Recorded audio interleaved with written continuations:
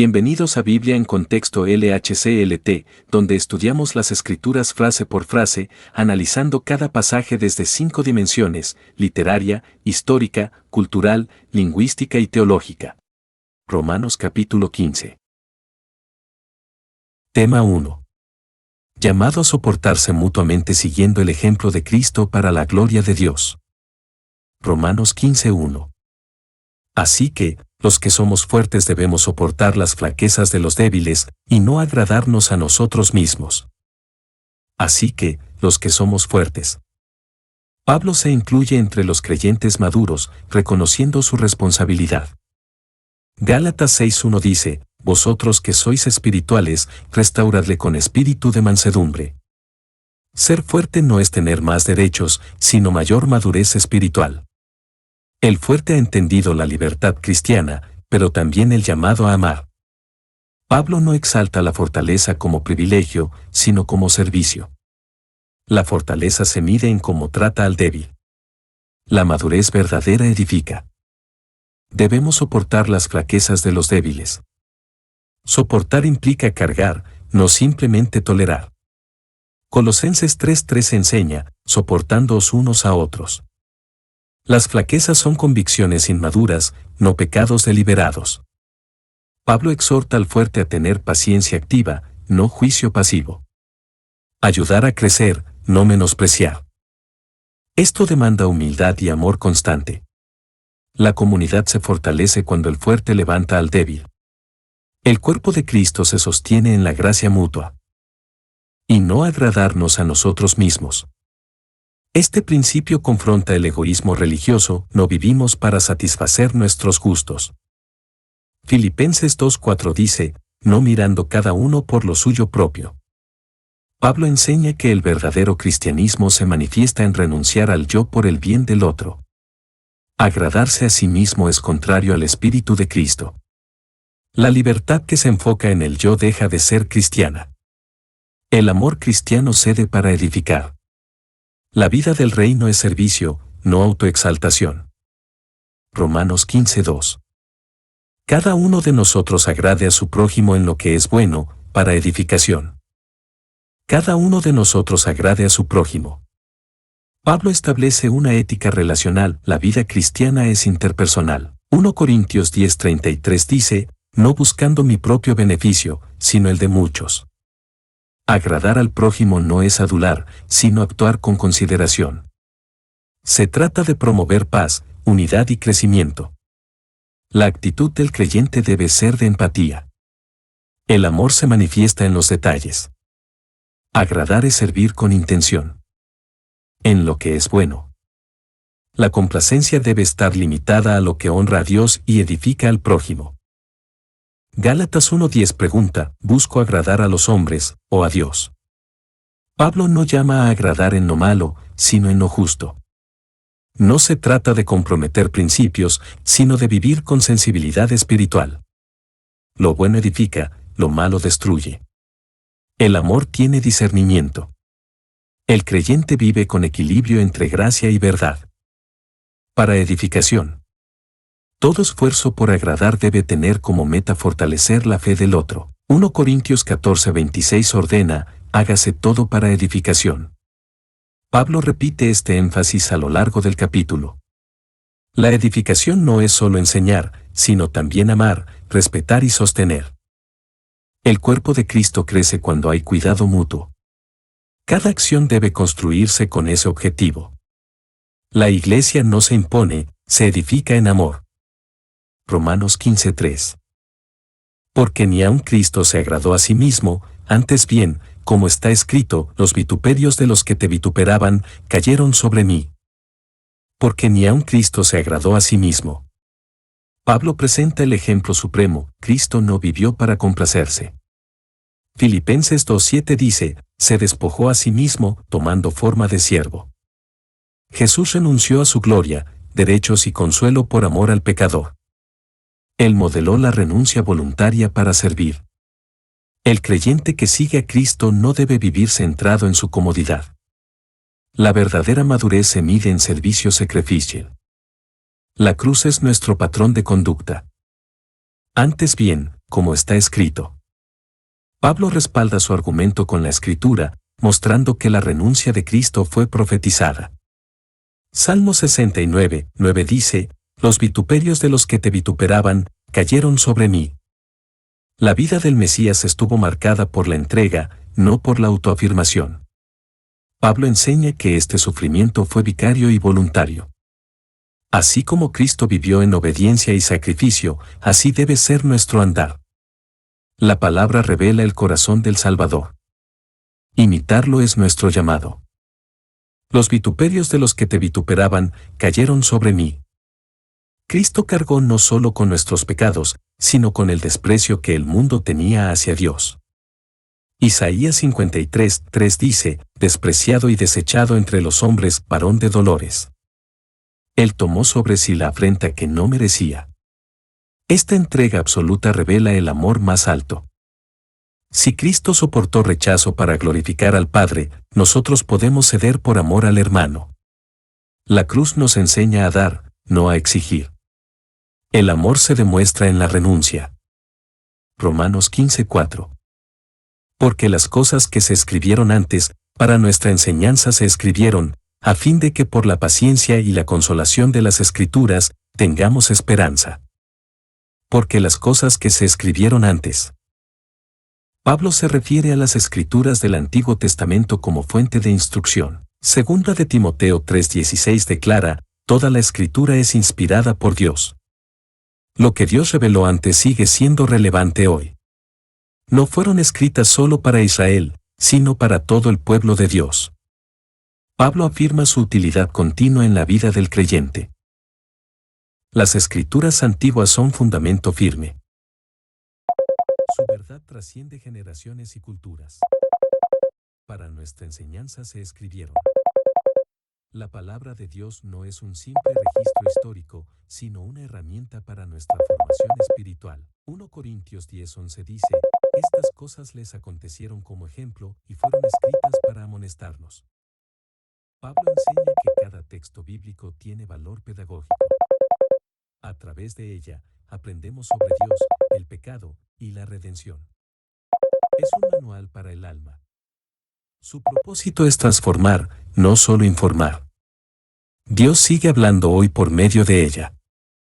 A fin de que por la paciencia. La Escritura nos enseña a soportar con perseverancia las pruebas de la vida. Santiago 5:11 habla de la paciencia de Job como ejemplo. Pablo conecta el estudio de la palabra con la formación del carácter. La paciencia se forja al ver cómo Dios actuó en la historia. Nos recuerda que Él obra en su tiempo. Sin la Escritura, nos desesperamos. Con ella, aprendemos a confiar más allá de lo que vemos. Y la consolación de las Escrituras. La Biblia consuela al mostrar el carácter fiel y compasivo de Dios. Salmo 119:50 dice, «Este es mi consuelo en mi aflicción, que tu dicho me ha vivificado». Pablo enseña que las promesas escritas traen alivio y fortaleza. El consuelo bíblico no es emocionalismo, sino verdad sólida. Saber que Dios cumple lo que dice trae paz. La Escritura levanta al quebrantado. Su mensaje sana y sostiene el alma. Tengamos esperanza. La esperanza cristiana nace de conocer el plan y las promesas de Dios reveladas en la palabra. Romanos 5:5 declara, la esperanza no avergüenza. La Escritura alimenta una expectativa viva y firme. No es ilusión, es certeza espiritual. La esperanza dirige el corazón hacia el futuro glorioso que Dios preparó. Pablo enseña que todo en la Biblia apunta a Cristo. Él es la ancla de nuestra esperanza. Romanos 15:5. Pero el Dios de la paciencia y de la consolación os dé entre vosotros un mismo sentir según Cristo Jesús. Pero el Dios de la paciencia y de la consolación. Pablo exalta a Dios como fuente de las virtudes que la Escritura transmite. 2 Tesalonicenses 3:5 dice, y el Señor encamine vuestros corazones al amor de Dios y a la paciencia de Cristo. Dios no solo exige paciencia, Él la produce. No solo consuela, Él es el consuelo. Pablo presenta a Dios como un Padre cercano y lleno de compasión. Estas virtudes divinas moldean nuestra convivencia. Imitarlo es fruto de conocerlo. Él sustenta con su carácter. Os de entre vosotros un mismo sentir.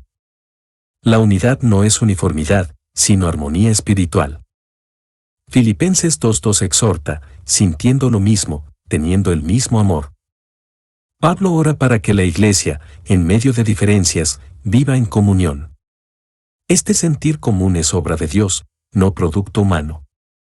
Se expresa en humildad, servicio y aceptación mutua.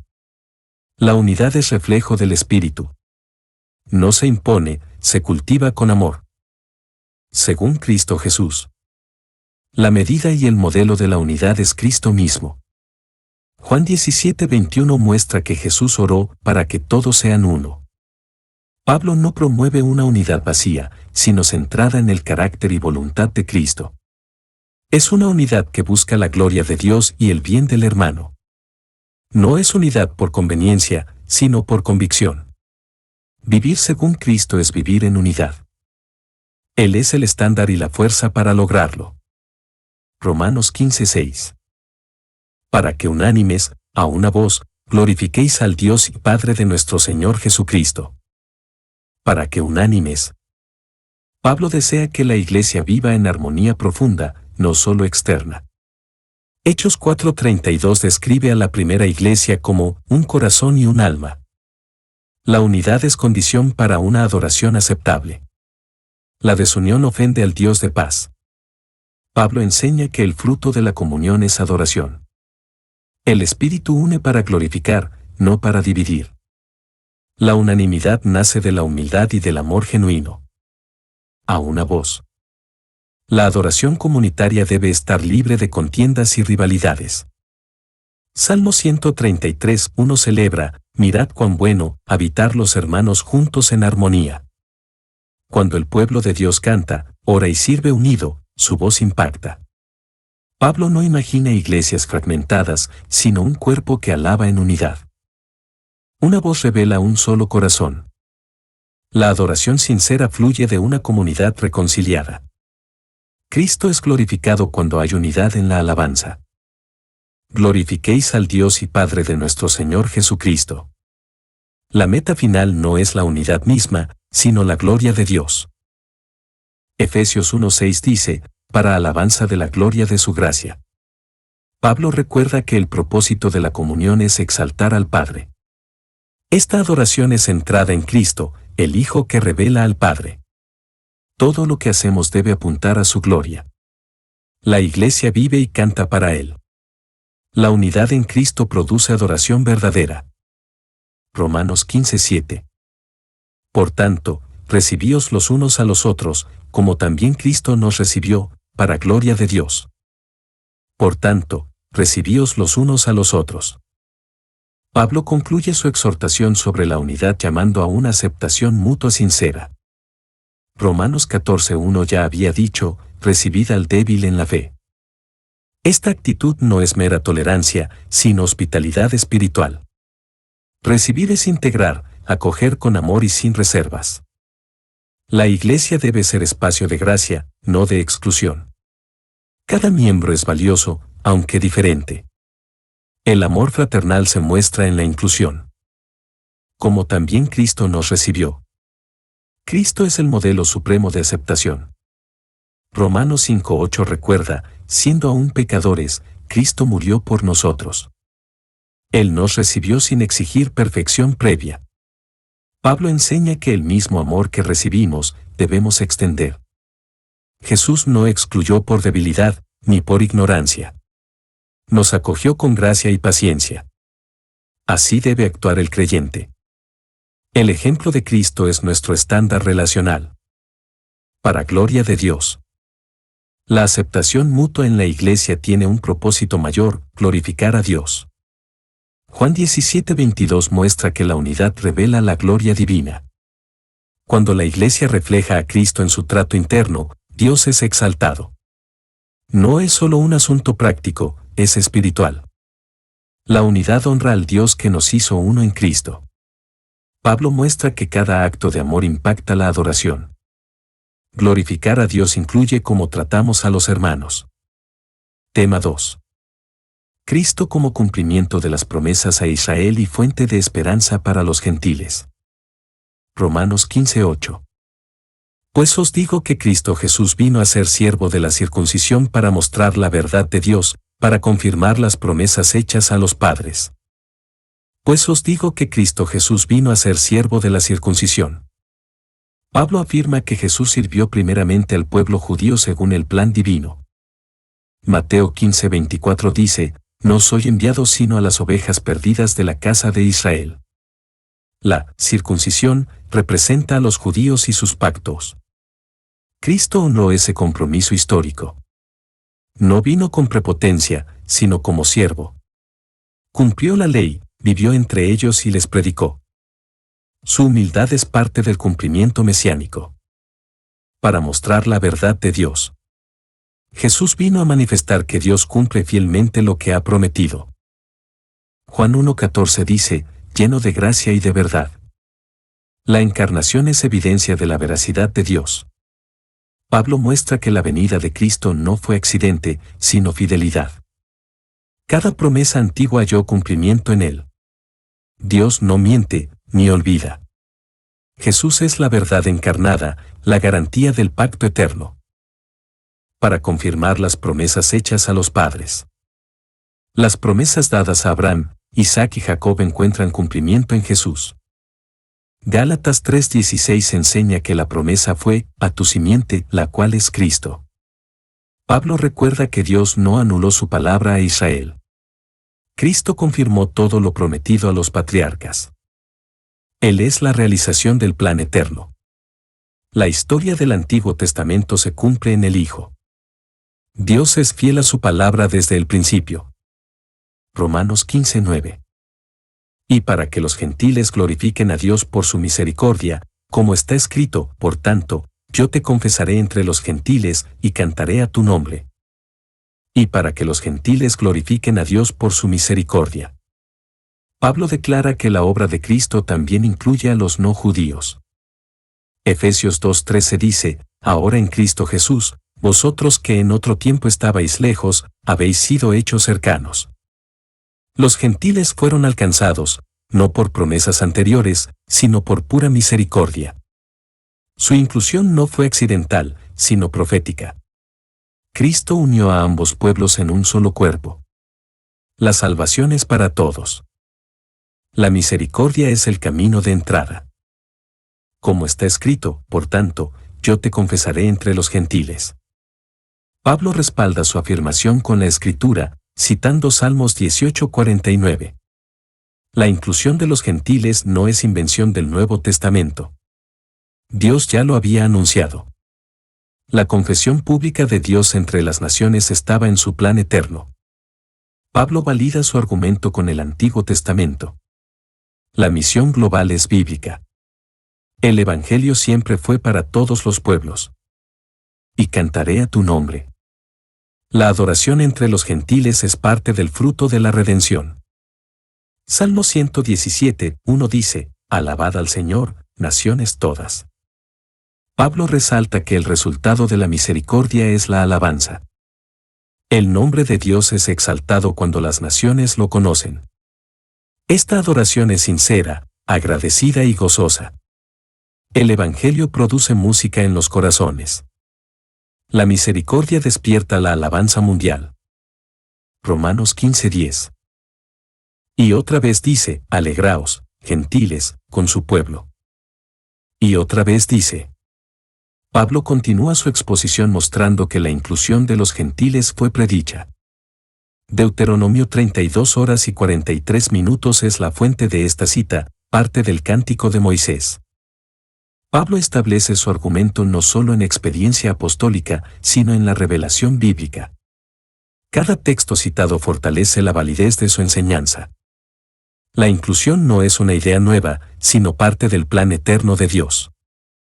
Él revela progresivamente su intención de salvar a todas las naciones. Alegraos, gentiles.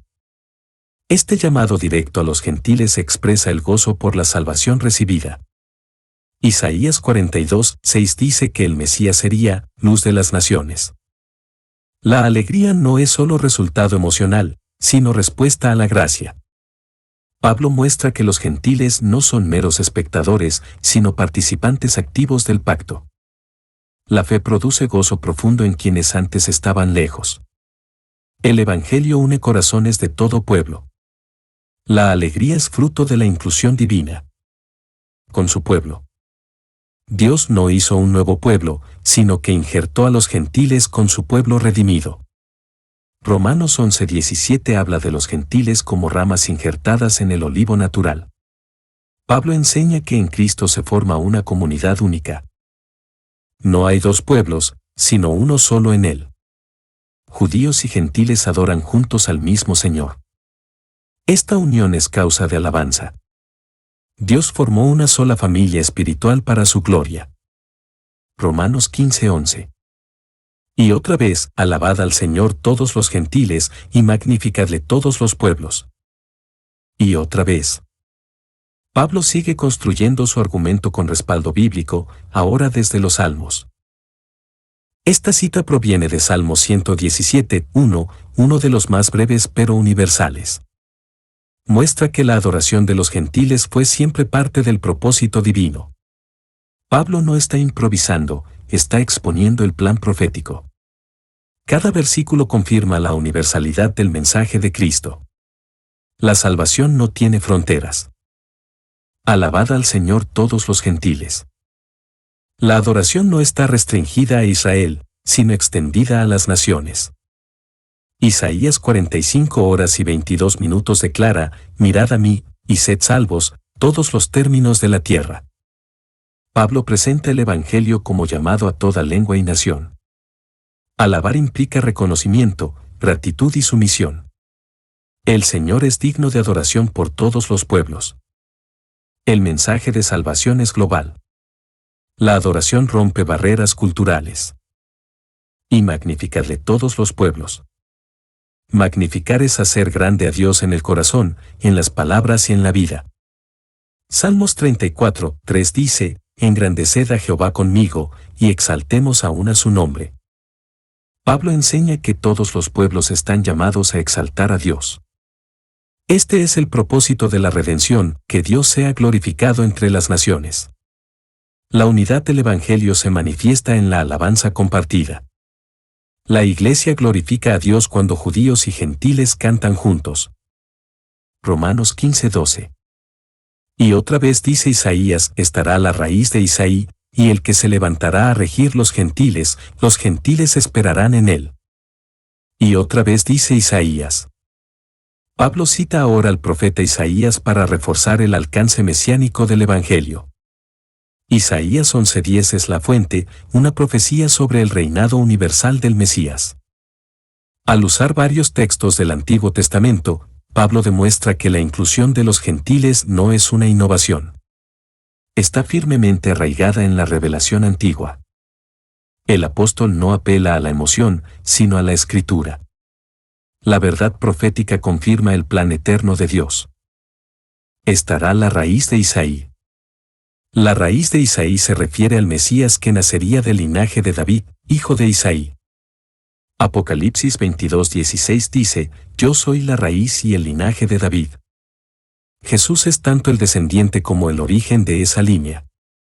Esta expresión muestra su divinidad y humanidad. La raíz representa el fundamento, la fuente de vida. Pablo subraya que el cumplimiento de las promesas está en Cristo. Él es el centro de la historia redentora. Y el que se levantará a regir los gentiles. Cristo no solo es Salvador de Israel, sino Rey sobre todos los pueblos. Salmos 2:8 dice, pídeme, y te daré por herencia las naciones. Isaías profetiza un dominio universal del Mesías. Pablo lo cita para mostrar que la soberanía de Jesús no tiene límites geográficos. Él reina sobre creyentes de todas las naciones. No hay rincón donde su gobierno no alcance. Cristo es el Rey de Reyes. Los gentiles esperarán en él. Pablo concluye la cita mostrando que los pueblos no judíos hallarían su esperanza en Jesús. Isaías 42:4 dice, y en su nombre esperarán los gentiles. Esta esperanza no es una emoción, sino una firme expectativa. Jesús es el objeto de la fe de todo el mundo redimido. No hay otro fundamento seguro. Pablo muestra que el Evangelio satisface la esperanza universal. Solo en Cristo hay salvación y futuro. Romanos 15:13. Y el Dios de esperanza os llene de todo gozo y paz en el creer, para que abundéis en esperanza por el poder del Espíritu Santo. Y el Dios de esperanza. Pablo describe a Dios como fuente inagotable de esperanza. No solo da esperanza, sino que Él mismo es esperanza. Lamentaciones 3:24 dice, mi porción es Jehová, en Él esperaré. En un mundo incierto, Dios es ancla segura. Pablo no apela al optimismo, sino a una persona confiable. Esta esperanza nace del carácter fiel de Dios. Su fidelidad sostiene la fe del creyente. Os llene de todo gozo y paz en el creer. La fe verdadera produce gozo y paz, frutos del Espíritu que fluyen de confiar en Dios. Romanos 5:1 dice, justificados, tenemos paz para con Dios. Pablo ora por una experiencia profunda de estos dones en los creyentes. No es un gozo emocional ni una paz superficial. Es una obra del Espíritu que llena al corazón que cree. El gozo fortalece y la paz sostiene. Estas virtudes acompañan a los que descansan en el Señor. Para que abundéis en esperanza. El propósito del gozo y la paz es que el creyente rebose en esperanza viva. Primera de Pedro 1:3 habla de una esperanza viva por la resurrección de Jesucristo. Esta esperanza no es estática, sino creciente. Pablo no desea una esperanza mínima, sino abundante. Es una expectativa confiada del cumplimiento de las promesas divinas. La esperanza transforma la forma de vivir. El creyente espera con gozo activo. Por el poder del Espíritu Santo.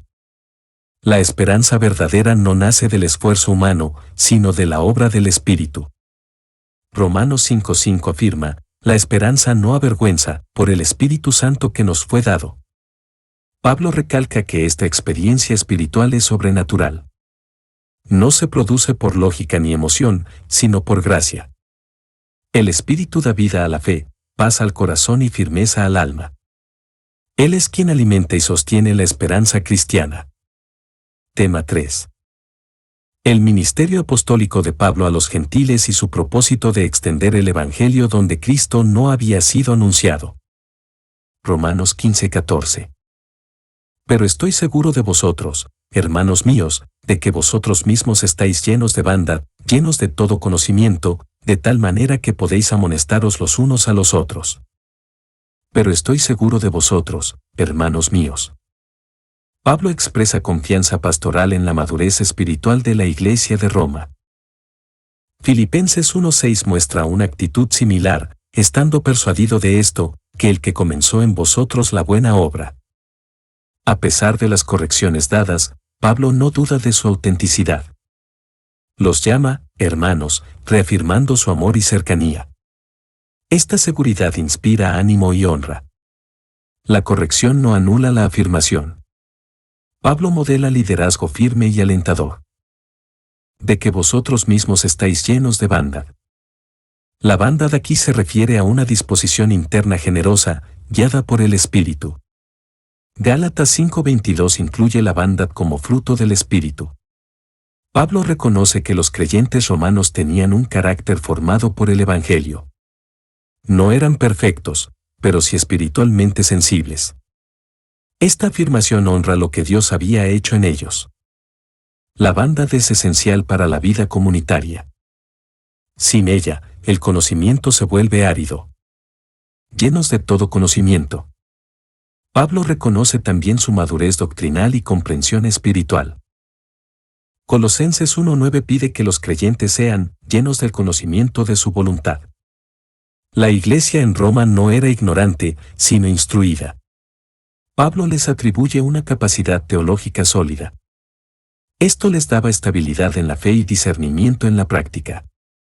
El conocimiento sin amor se hincha, pero unido a la bondad edifica. Pablo equilibra gracia y verdad en su reconocimiento. De tal manera que podéis amonestaros los unos a los otros. La madurez espiritual permite corregirse con amor dentro del cuerpo de Cristo. Colosenses 3:16 dice, enseñándoos y exhortándoos unos a otros en toda sabiduría. Pablo afirma que no necesitan depender siempre de líderes externos. La comunidad debe ejercitar la exhortación mutua con sabiduría y humildad. La corrección amorosa es señal de salud espiritual.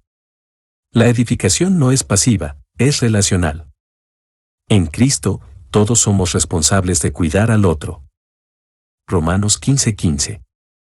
Más os he escrito, hermanos, en parte con atrevimiento, como para haceros recordar por la gracia que de Dios me es dada para ser ministro de Jesucristo a los gentiles. Más os he escrito, hermanos, en parte con atrevimiento. Pablo reconoce que algunas de sus palabras fueron directas, incluso firmes. 2 Corintios 7:8 dice, aunque os contristé con la carta, no me pesa. El apóstol no busca halagar, sino edificar. A veces, la verdad debe ser expresada con claridad, aunque incomode. Sin embargo, lo hace con amor pastoral. Su autoridad viene acompañada de ternura. El tono firme es parte del llamado divino. Como para haceros recordar. Pablo no presenta doctrina nueva, sino que refuerza lo que ya sabían. Segunda de Pedro 1:12 dice, por esto, yo no dejaré de recordaros siempre estas cosas. La repetición es vital en el crecimiento espiritual. Recordar fortalece la convicción, reactiva la obediencia y enfoca la fe. Pablo entiende que el creyente necesita ser reavivado. Las verdades conocidas deben ser redescubiertas. Enseñar también es recordar con intención. Por la gracia que de Dios me es dada. Pablo se reconoce como siervo, no por mérito, sino por gracia divina. Efesios 3:7 declara, fui hecho ministro, según el don de la gracia de Dios. Su llamado apostólico es un regalo, no una conquista. Esta gracia le capacita para enseñar con autoridad y humildad. No habla desde superioridad, sino desde un mandato recibido.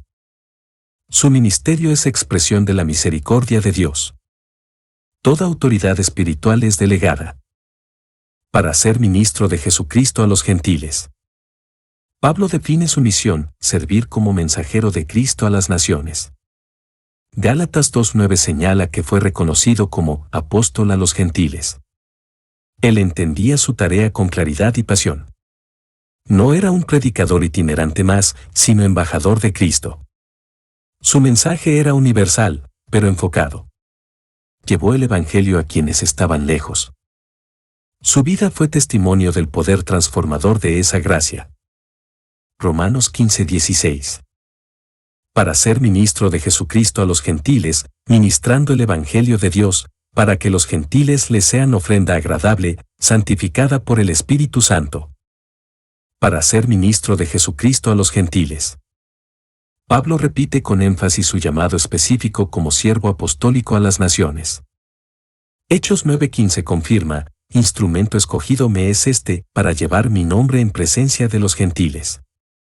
Él no se atribuye el ministerio, sino que lo recibió del Señor. Esta misión dirige su vida, su pasión y su sufrimiento. Su labor no era imponer judaísmo, sino predicar a Cristo. Fue un instrumento escogido para alcanzar a los que no eran pueblo.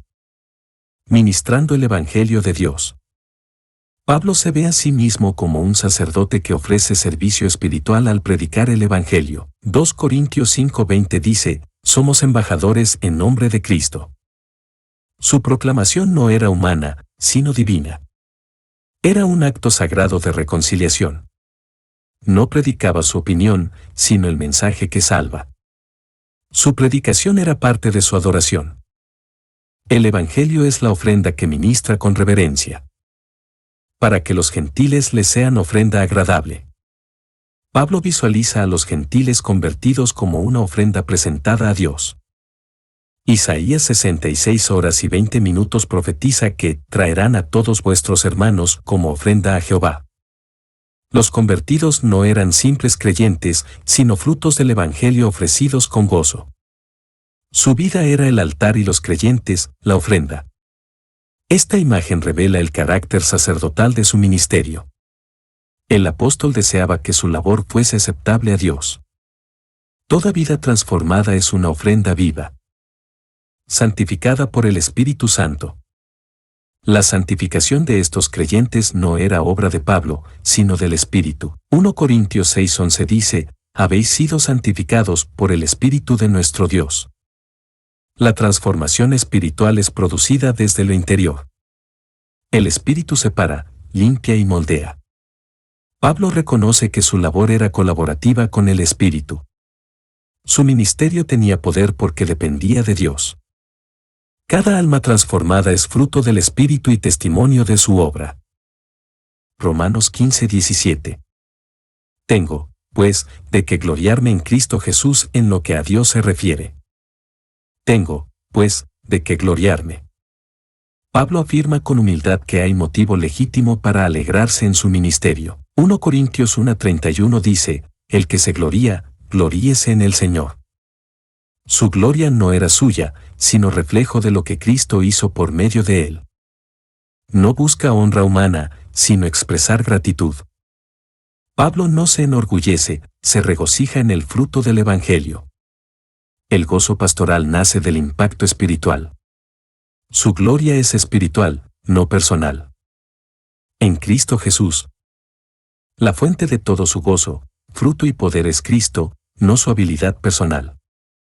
Filipenses 3:3 enseña, nos gloriamos en Cristo Jesús. Pablo reconoce que toda su obra se debe a la gracia que fluye de Cristo. Es una gloria centrada en el Salvador, no en el siervo. Él es instrumento, Cristo es el autor. Toda victoria en el ministerio tiene una sola causa: Jesús. Pablo predica, pero Cristo transforma. En lo que a Dios se refiere, Pablo aclara que su orgullo santo está limitado a lo que glorifica a Dios. 2 Corintios 10:17 dice, el que se gloría, gloríese en el Señor.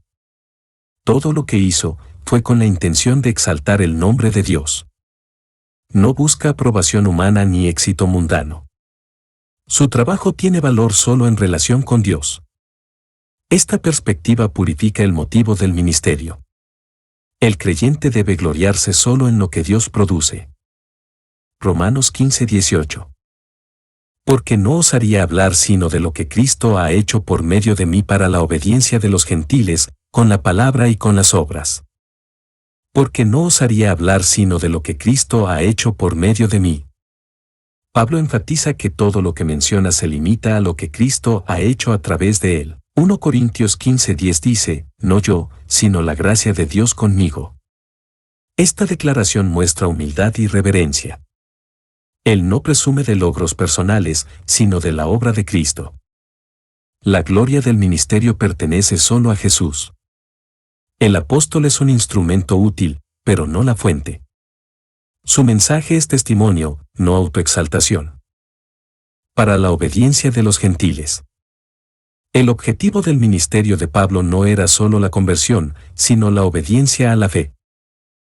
Romanos 1:5 dice, para la obediencia a la fe en todas las naciones. La fe genuina produce obediencia transformadora. No basta con profesar, hay que vivir en sujeción al Evangelio. Pablo no buscaba multitudes, sino discípulos comprometidos. La gracia que salva también transforma. La obediencia evidencia la obra real de Cristo. Con la palabra y con las obras. Pablo predicaba el Evangelio, pero también respaldaba su mensaje con acciones. 1 Tesalonicenses 1:5 afirma, nuestro Evangelio no fue en palabras solamente. Sus obras incluían milagros, amor sacrificial y un estilo de vida coherente. La palabra sin testimonio pierde fuerza, y la obra sin verdad carece de dirección. Pablo unía ambas cosas como reflejo del poder del Evangelio. Su mensaje era íntegro, completo y encarnado. Romanos 15:19. Con potencia de señales y prodigios, en el poder del Espíritu de Dios, de manera que desde Jerusalén, y por los alrededores hasta Ilírico, Todo lo he llenado del Evangelio de Cristo, con potencia de señales y prodigios. El ministerio apostólico de Pablo estuvo acompañado por milagros que confirmaban su mensaje. Hechos 19:11 dice, y hacía Dios milagros extraordinarios por mano de Pablo. Estas señales no eran espectáculo, sino evidencia del respaldo divino. El poder no estaba en Pablo, sino en Dios obrando a través de él. Los milagros abrían puertas y glorificaban a Cristo. El Evangelio era predicado con autoridad visible. Dios autenticaba su obra sobrenaturalmente. En el poder del Espíritu de Dios. Todo lo logrado por Pablo fue obra del Espíritu Santo. Zacarías 4:6 dice, no con ejército, ni con fuerza, sino con mi espíritu. El apóstol no confiaba en métodos humanos, sino en el poder divino. Era dependiente de la guía y fuerza del Espíritu. Su vida y ministerio eran impulsados desde lo alto. Esta es la clave del verdadero fruto espiritual. El Espíritu es quien convence, transforma y glorifica a Cristo. De manera que desde Jerusalén, y por los alrededores hasta Ilírico. Pablo resume su campo misionero, que abarcó vastas regiones del mundo conocido. Hechos 13 al 21 registra sus viajes desde Jerusalén hasta regiones del noreste europeo. Ilírico se ubica al noroeste de Grecia, actual Albania. Esta frase muestra el alcance y dedicación de su labor. No fue sedentario, sino incansable. Su llamado fue activo y expansivo. El Evangelio cruzó culturas por medio de su obediencia. Todo lo he llenado del Evangelio de Cristo. Pablo no dice que todos creyeron, sino que todos oyeron el Evangelio. Colosenses 1:6 habla del Evangelio, que ha llegado hasta vosotros y lleva fruto. Él cumplió su llamado de sembrador, dejando el fruto en manos de Dios. Su enfoque era proclamar donde Cristo no era conocido. Esta declaración muestra pasión por la misión. El Evangelio era su prioridad y su gozo. Su vida fue un canal por el cual Cristo fue anunciado. Romanos 15:20. Y de esta manera me esforcé a predicar el Evangelio, no donde Cristo ya hubiese sido nombrado, para no edificar sobre fundamento ajeno. Y de esta manera me esforcé a predicar el Evangelio. Pablo muestra su dedicación deliberada y constante a la obra evangelística. 1 Corintios 9:16 dice, me es impuesta necesidad, y ay de mí si no anunciare el Evangelio. Su ministerio no fue accidental ni cómodo, sino intencional y sacrificial. El verbo, esforcé, revela intensidad y enfoque.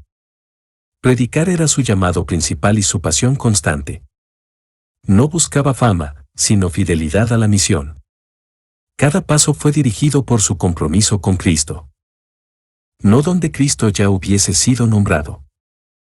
Su enfoque era llevar el Evangelio a lugares donde nadie había oído de Jesús. 2 Corintios 10:16 habla de anunciar el Evangelio en los lugares más allá de vosotros. Pablo no quería competir ni duplicar esfuerzos. Su corazón estaba enfocado en los no alcanzados. Esta mentalidad misionera muestra visión estratégica. El apóstol no buscaba comodidad ni plataformas establecidas. Quería que el nombre de Cristo sonara por primera vez en nuevos corazones. Para no edificar sobre fundamento ajeno.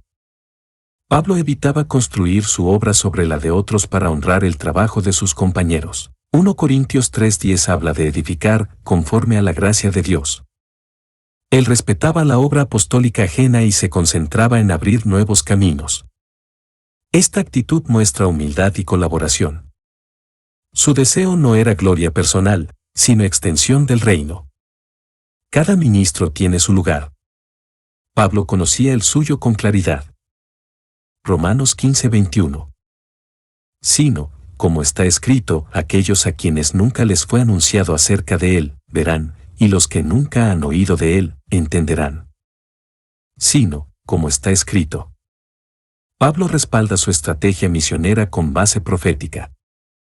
Isaías 52:15 es la fuente de esta cita. Él ve su llamado no como una ocurrencia, sino como cumplimiento del plan de Dios. Cada acción misionera está arraigada en la palabra. Pablo es guiado por revelación, no por opinión. La misión es una respuesta a la Escritura. El impulso evangelístico nace del corazón de Dios revelado en ella. Aquellos a quienes nunca les fue anunciado acerca de Él, verán. Esta frase profetiza la revelación del Mesías a los pueblos que nunca habían oído. Isaías 52:15 dice, verán lo que nunca les fue contado. Pablo aplica esto a los gentiles alcanzados por el Evangelio. La visión de Dios siempre fue global. Ver implica recibir la revelación con los ojos del alma. Es experimentar la gracia por primera vez. El Evangelio abre los ojos espirituales. Y los que nunca han oído de él, entenderán. La fe viene por el oír, y el entendimiento espiritual es fruto de la predicación. Romanos 10:17 declara, la fe es por el oír, y el oír, por la palabra de Dios. Pablo señala que su misión fue llevar entendimiento salvador a los no alcanzados. No es solo informar, sino iluminar. Entender es el primer paso para creer. El Evangelio transforma el corazón por medio de la verdad. La predicación fiel produce fe y conocimiento de Dios. Tema 4. Los planes de viaje de Pablo, su deseo de visitar Roma y la petición de oración por su ministerio. Romanos 15:22. Por esta causa me he visto impedido muchas veces de ir a vosotros. Por esta causa. Pablo se refiere al compromiso de predicar en lugares donde Cristo no había sido anunciado. Su visión misionera lo mantuvo enfocado en territorios no alcanzados. Romanos 15:20 muestra ese objetivo, me esforcé a predicar el Evangelio donde Cristo ya no hubiese sido nombrado. Esto explica por qué aún no había visitado Roma. El apóstol no actuaba por preferencia, sino por propósito. Su vocación misionera determinaba su itinerario. Me he visto impedido. El verbo implica una acción continua, una limitación repetida por la urgencia del ministerio. No era por negligencia, sino por fidelidad al llamado. Hechos 16:6 muestra que el Espíritu también lo había restringido antes, les fue prohibido hablar la palabra en Asia. Pablo se sometía a la voluntad de Dios. Sus planes personales estaban subordinados a la misión divina. El impedimento era providencial, no casual. Muchas veces. Pablo enfatiza que no fue una vez, sino en varias ocasiones, que sus planes hacia Roma fueron pospuestos. Romanos 1:13 ya había dicho, me he propuesto ir a vosotros, pero hasta ahora he sido estorbado. Esta insistencia muestra su deseo genuino de visitarlos. No era indiferencia, sino obediencia lo que lo había detenido. Su corazón estaba con ellos, aunque sus pies no habían llegado. Dios lo guiaba paso a paso. De ir a vosotros. La iglesia de Roma, aunque no fundada por Pablo, tenía un lugar especial en su corazón. Romanos 1:11 expresa, deseo veros, para comunicaros algún don espiritual. Su anhelo era edificarles y ser mutuamente fortalecido. Esta carta suplía, en parte, esa ausencia física. Pablo amaba la iglesia de Cristo en todas partes. Su deseo de ir no era turismo espiritual, sino servicio apostólico. Su ministerio abarcaba cercanía, aun en la distancia. Romanos 15:23. Pero ahora, no teniendo más campo en estas regiones, y deseando desde hace muchos años ir a vosotros. Pero ahora. Pablo señala un cambio en sus circunstancias ministeriales que abre una nueva posibilidad. Él, ahora, marca un giro providencial. Dios había completado una etapa de su llamado. Eclesiastés 3:1 enseña, todo tiene su tiempo. Después de años de actividad en Asia y Europa, Dios le da luz verde para Roma. El Señor mueve a sus siervos en sus tiempos perfectos. Pablo discernía el momento oportuno. No teniendo más campo en estas regiones. Esta frase muestra que había cumplido su labor evangelística en los territorios asignados. Colosenses 1:6 afirma que el Evangelio ha llegado y lleva fruto. Pablo no pretendía evangelizar a todos, sino plantar y establecer bases fuertes. El término campo implica zonas de trabajo misionero ya desarrolladas. Donde ya había fundado iglesias, podía delegar. Así, estaba libre para nuevas asignaciones. Su obra era estratégica y completa. Y deseando desde hace muchos años. Su deseo de visitar Roma no era reciente ni impulsivo, sino prolongado y profundo. Romanos 1:10 menciona, rogando que tenga algún tiempo próspero para ir a vosotros. Esta constancia demuestra un amor sincero por los hermanos en Roma. Pablo no era indiferente a su edificación. Aunque estaba ocupado, ellos nunca salieron de su corazón. Su deseo era dirigido por el amor de Cristo. Ir a vosotros. La intención de Pablo era fortalecer la fe de los romanos y ser consolado con ellos. Romanos 1:12 dice, para ser mutuamente confortados por la fe que nos es común. Esta visita no era para su beneficio personal, sino para compartir bendición espiritual. Su amor por la iglesia era profundo y práctico. Pablo anhelaba un encuentro edificante. El ministerio se ejerce mejor en comunión directa. Romanos 15:24. Cuando vaya a España, iré a vosotros, porque espero veros al pasar, y ser encaminado allá por vosotros, una vez que haya gozado con vosotros. Cuando vaya a España. Pablo revela su plan misionero de alcanzar el occidente del Imperio Romano. Su visión no tenía fronteras. Isaías 66:19 había profetizado, a las costas lejanas anunciarán mi gloria entre las naciones. España representaba el extremo del mundo conocido. El apóstol no buscaba comodidad, sino desafío. Su llamado incluía avanzar constantemente. Pablo deseaba llevar el Evangelio donde aún no había sido oído. Iré a vosotros. En su ruta misionera hacia España, planeaba hacer escala en Roma para edificarles. Su visita no era improvisada, sino parte de un itinerario espiritual. Hechos 19:21 dice, después de haber estado allí, me será necesario ver también Roma. Pablo veía cada paso como parte de una comisión divina.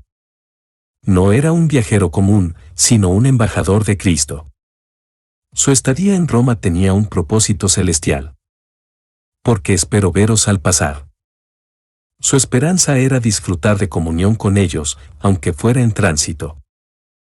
Romanos 1:11 decía, deseo veros. Aquí reitera su anhelo. El apóstol valoraba profundamente el contacto personal. Sabía que incluso un breve encuentro podía ser poderoso. La comunión entre creyentes es vital para la fe. Pablo esperaba una visita con gozo y provecho. Y ser encaminado allá por vosotros. Él confiaba en que la iglesia de Roma lo apoyaría en su viaje misionero. 3 Juan 6 usa una expresión similar, harás bien en encaminarlos como es digno de Dios. Esto incluye apoyo material, oración y acompañamiento. Pablo no era autosuficiente, dependía del cuerpo de Cristo. La misión es una labor compartida.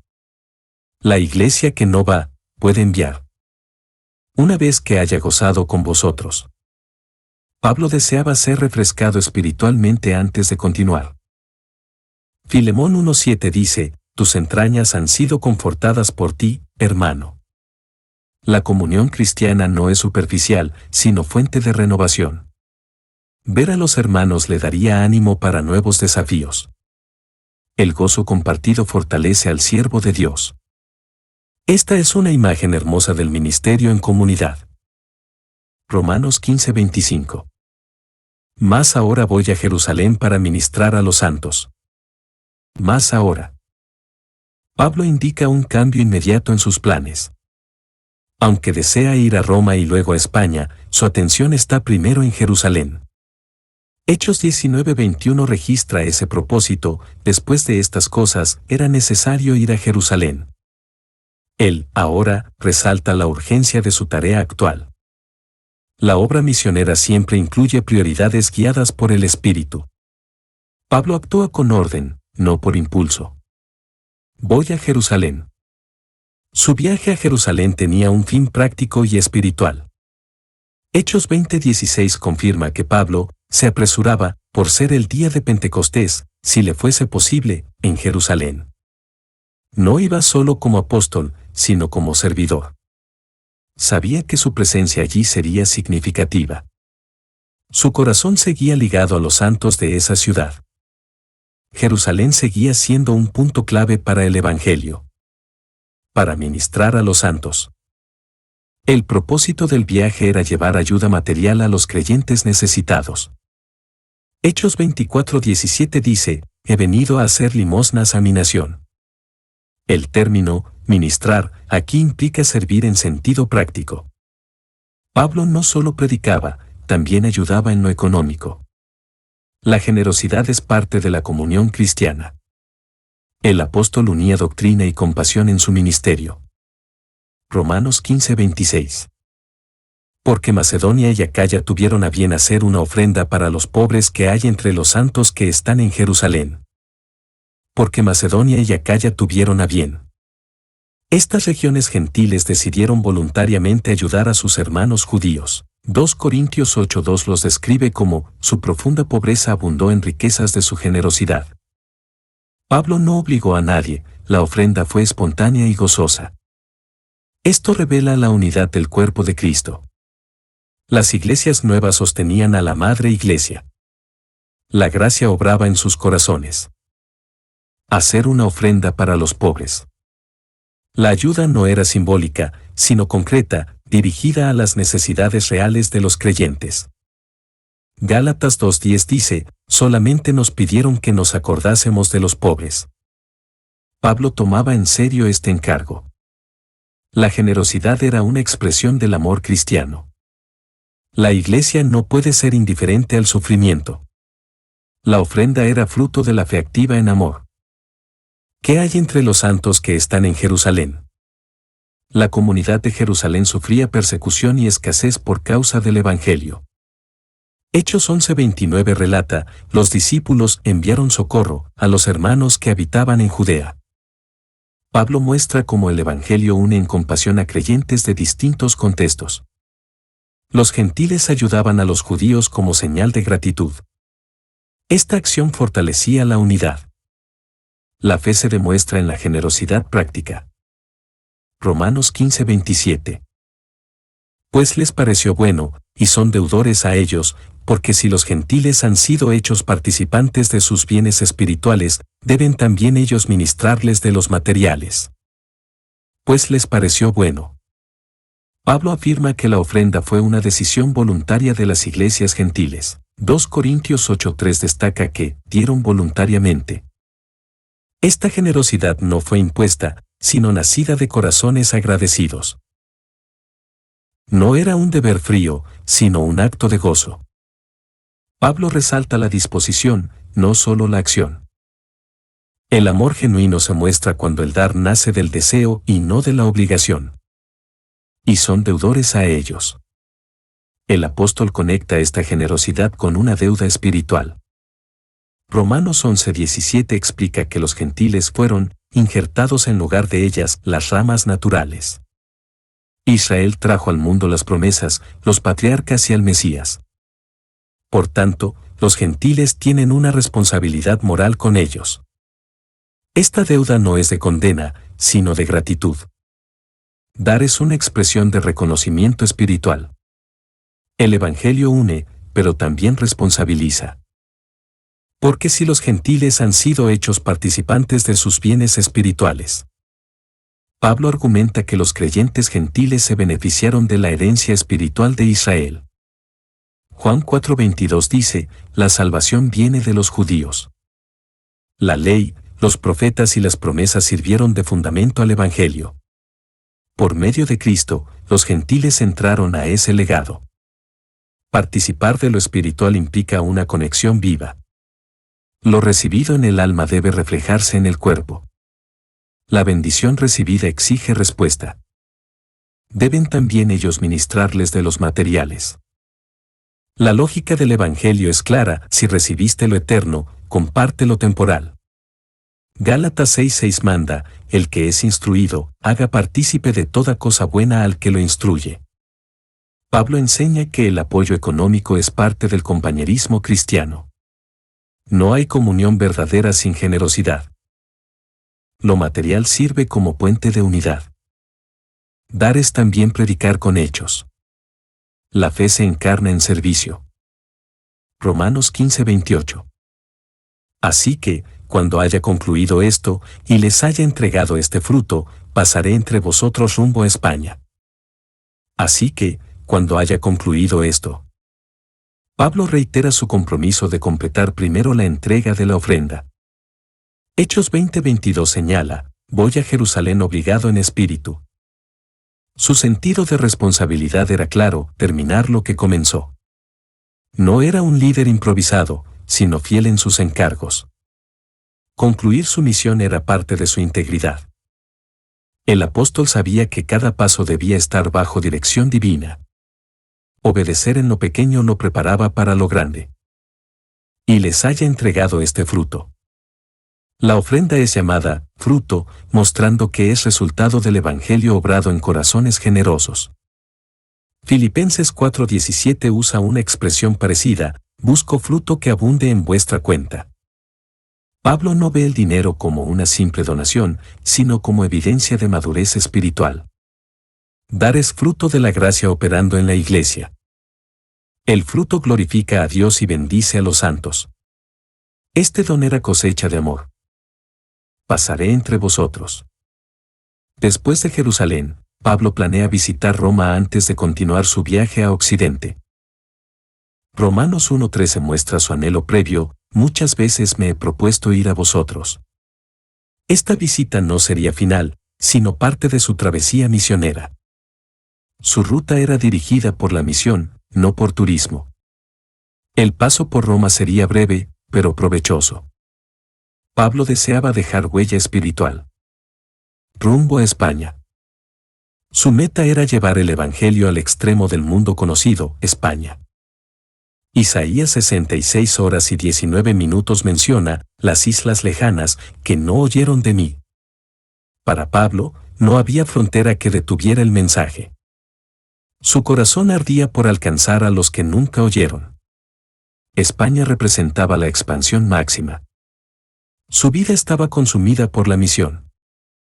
Él vivía para que Cristo fuera predicado. Romanos 15:29. Y sé que cuando vaya a vosotros, llegaré con abundancia de la bendición del Evangelio de Cristo. Y sé que cuando vaya a vosotros. Pablo expresa plena convicción de que su encuentro con los creyentes en Roma será real y significativo. Romanos 1:11 ya había dicho, deseo veros. Aunque aún no ha llegado, habla con fe anticipada. Esta certeza viene de una vida guiada por el Espíritu. Él planea, pero reconoce que Dios dirige sus pasos. Su esperanza es más que personal, es apostólica y pastoral. Llegaré con abundancia.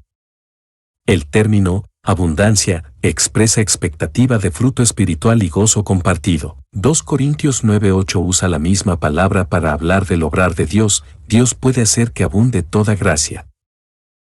Pablo no espera una visita superficial. Su ministerio busca plenitud, no apariencia. Donde hay evangelio, hay abundancia de gracia. Su llegada implicaría edificación, consuelo y fortalecimiento mutuo. La abundancia es resultado del evangelio vivo. De la bendición. La bendición no es material, sino espiritual, es el favor de Dios manifestado en poder y fruto. Efesios 1:3 declara, nos bendijo con toda bendición espiritual en los lugares celestiales en Cristo. Pablo espera que su visita sea canal de esa bendición. No va como espectador, sino como portador de gracia. Su presencia debe levantar, exhortar y enriquecer a los hermanos. La bendición se comparte entre los que están en Cristo. Del Evangelio de Cristo. Toda bendición que Pablo espera está ligada al Evangelio y a la persona de Jesús. 1 Tesalonicenses 2:13 dice, la palabra de Dios obra en vosotros los creyentes. El Evangelio no es solo mensaje, sino poder de transformación. Cristo es el centro de esa bendición, su fuente y su meta. Pablo no confía en sus dones, sino en el poder del Evangelio. Todo lo que edifica fluye de esa verdad redentora. Romanos 15:30. Pero os ruego, hermanos, por nuestro Señor Jesucristo y por el amor del Espíritu, que me ayudéis orando por mí a Dios. Pero os ruego, hermanos.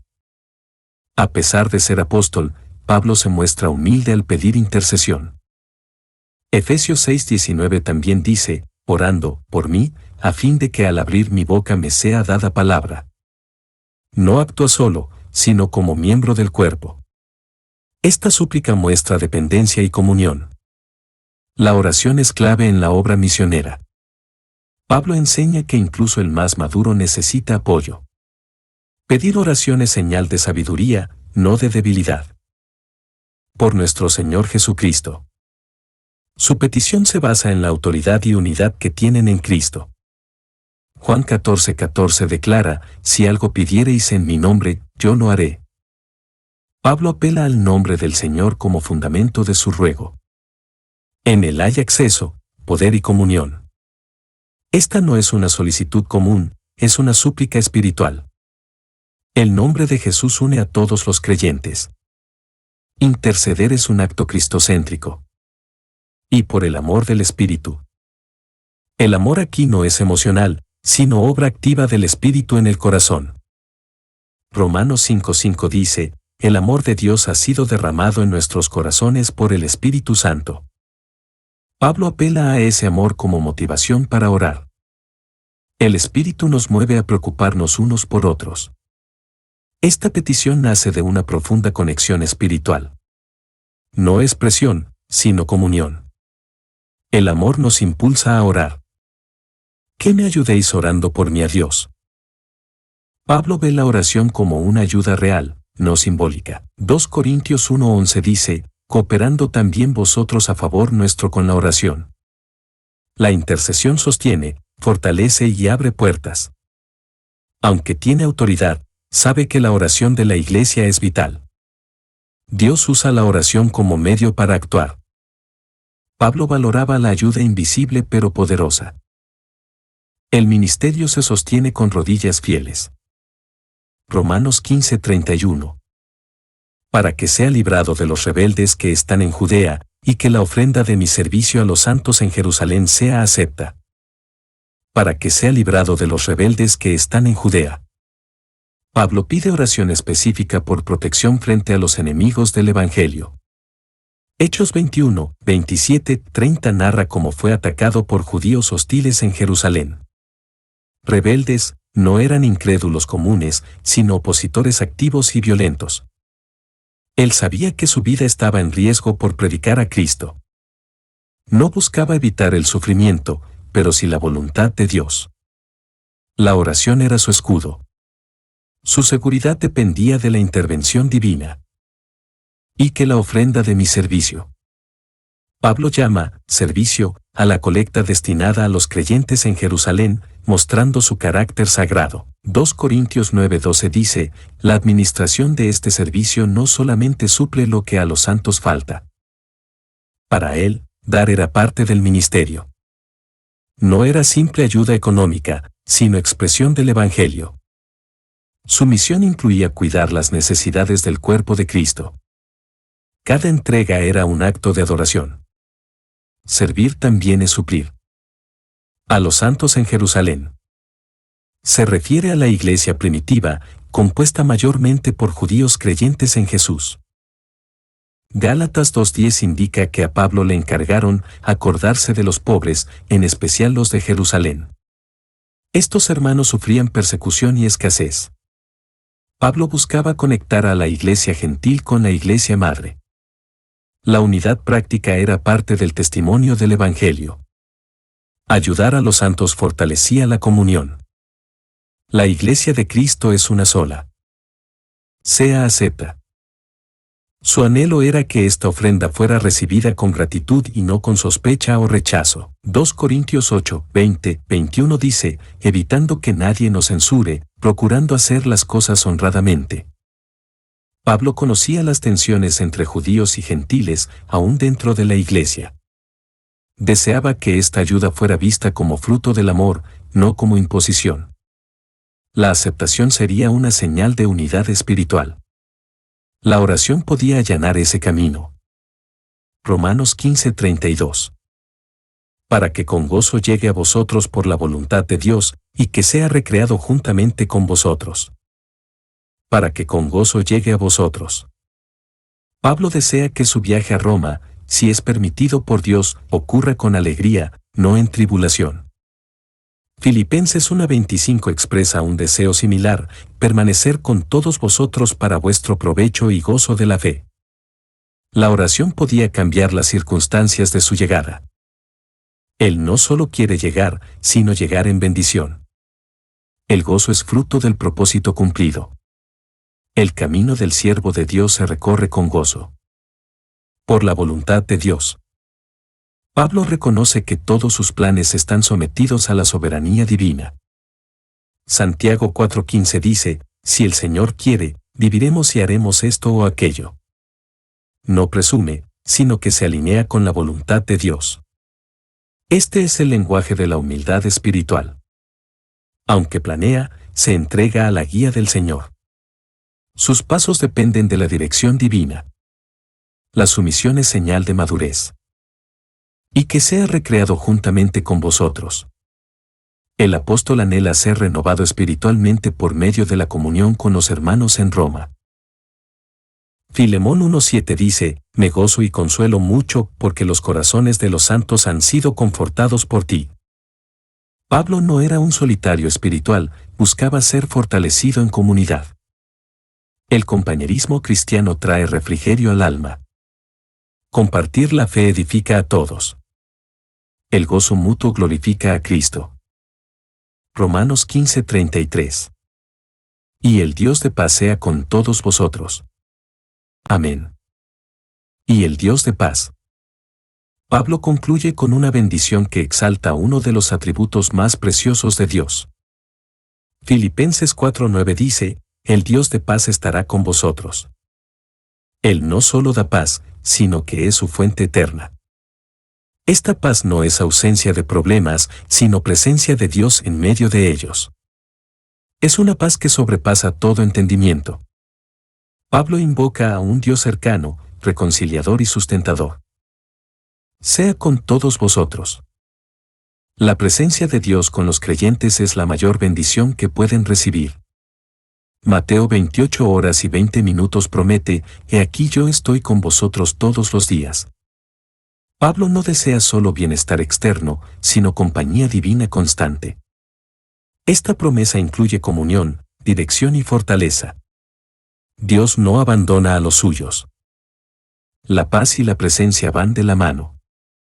Esta oración final revela su amor pastoral. Amén. Esta palabra expresa afirmación, certeza y deseo profundo. 2 Corintios 1:20 declara, todas las promesas de Dios son en el sí, y en el amén. No es solo un cierre litúrgico, sino una declaración de fe. Pablo confía en que Dios cumplirá su bendición. El amén une a la iglesia en acuerdo. Es una expresión de unidad espiritual. Cada promesa de Dios es digna de ser afirmada con un amén sincero.